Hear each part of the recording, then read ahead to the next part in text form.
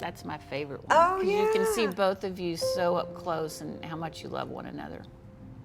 So when I invited you over that night for dinner with my mother, you had no idea that I had already decided.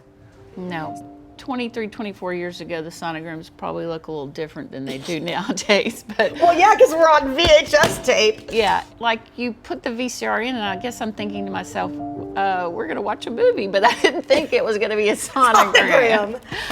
I'm so bummed that we didn't get to see each other this Christmas. I know. I only got to see Peyton.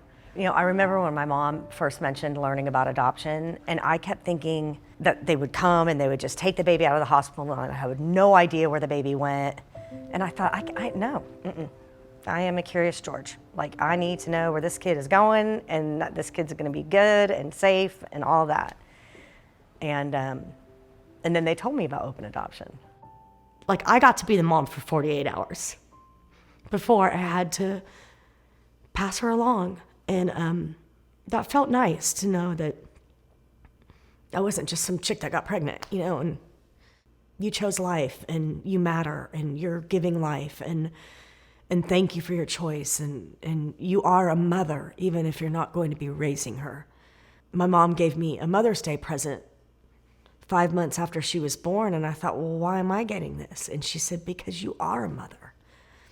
You're just a different kind of mother than some other mothers.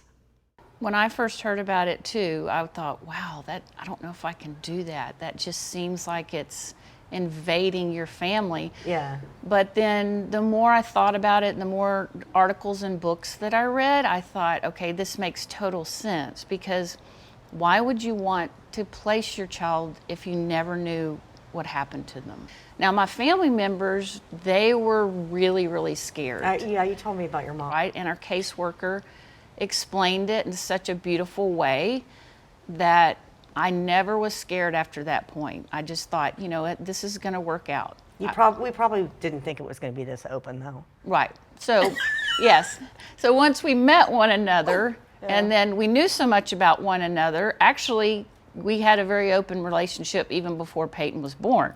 I mean, I remember telling you the day in the hospital, like, you guys take her home and don't contact me. Like, I'll contact you when I'm ready, and it may be like 6 months because I just can't deal. And I think it was like 6 days later, I called you and I said, can I think it was like 3 days. Probably. Yeah. I missed you guys. I was never threatened or never felt like it was weird or odd or anything, because I knew that you trusted us with this gift and we were going to make it work together. And now, you know, most of my friends encourage me. They'll be like, tell your adoption story. Let them know that other people have gone through the same thing or are going through the same thing. It helps. So It gives them hope.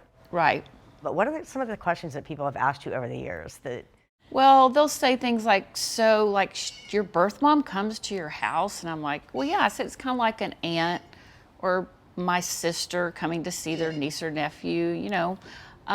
It's not threatening at all. It's just natural. What about you? I know your friends or people that you've met, when you say you placed a baby, probably have questions too. This is how I explain it to them. I feel like it's a mother's job to do right by their child. Like, the purpose of a mother is to do everything they can for their child. Yeah. You know, I wanted her to have the complete family unit. I wanted her to have a mom that could stay at home.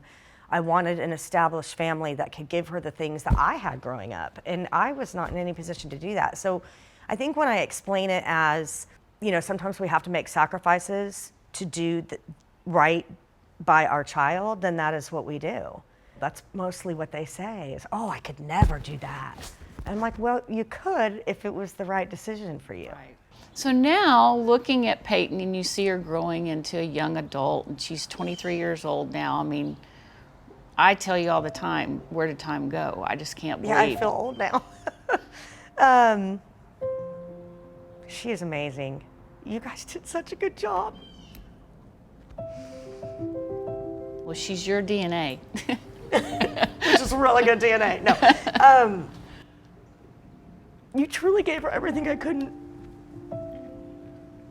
I don't think she would be, well, she would be amazing because she is a beautiful kid, but I just don't think she'd be where she was at. She'd be on a different path, and I don't think it would have been the beautiful path that she's on. Thank you.